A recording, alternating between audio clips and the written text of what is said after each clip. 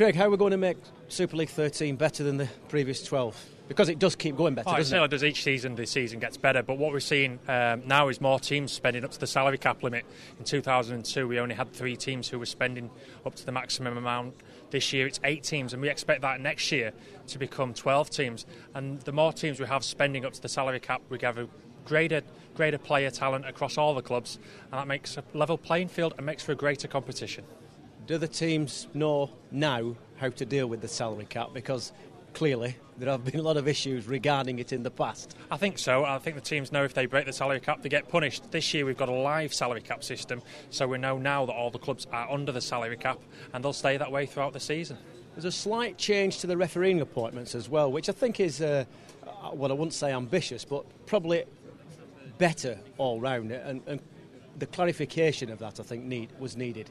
I think it certainly did. I mean, we've got professional full-time referees now, and this is the general next step. Last year, they had a good season. The fitness levels were certainly showing towards the end of the year, and I think this is the gradual next step in their progression.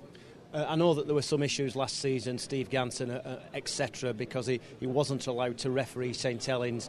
This time, technically, he couldn't he? It does get over it. I mean, at the end of the day, Steve Ganson was the engaged Super League referee of the year last year, yet missed out on the 2 showpiece finals because St Helens were there.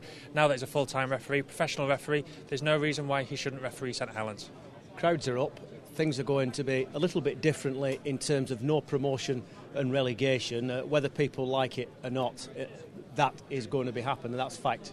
I think we take away the tension of relegation, but if you look at the league this year, the excitement is that we've got 12 teams who all think they've got playoff opportunities. So you don't go to a game worrying about whether you're going to get relegated. It's can we make that 6? Can we get into the playoffs? And who knows, once we're in that 6 at the end of the season, you've got a great chance of getting the grand final spot. And in terms of how things are going to shape up as well come the end of the season, does that detract in any way from the competition? Maybe outside of Super League, will teams and clubs still have the drive and ambition? Are you stamping on people's dreams? Absolutely not. I think what we're doing is a dose of realism. In fact, we've got lots of clubs in National League who probably do have Super League aspirations. They'll go through the licensing applications. There's many clubs who know that National League is for them, and they know that they'll be playing now year in, year out for grand final place in Cooperative National League 1. Just project it forward a bit then and explain briefly, if you can, Craig, what it means in terms of licensing and franchises. How can a team win a place in Super League? Effectively, the term is licensing. Clubs have until March to get their applications into the RFL. We'll be looking at them obviously from March, June, July. We'll be making announcements in July. We judge clubs on a whole range of criteria, from their stadium, their marketing plans, their business plans, and their playing talent, and their ability to bring through junior talent. One of the things that differentiates rugby league from all sports is the fact that we give our homegrown players a chance, and that benefits the national side. So come July, the aspiration is to go to 14 teams, but if we don't have 14 quality licence applications, then we may even stick with a 12. We've obviously got the Rugby League World Cup at the end of the year, and that's the good thing with so many homegrown players in Super League this year. The aspiration for them is to get into Tony Smith's England World Cup team.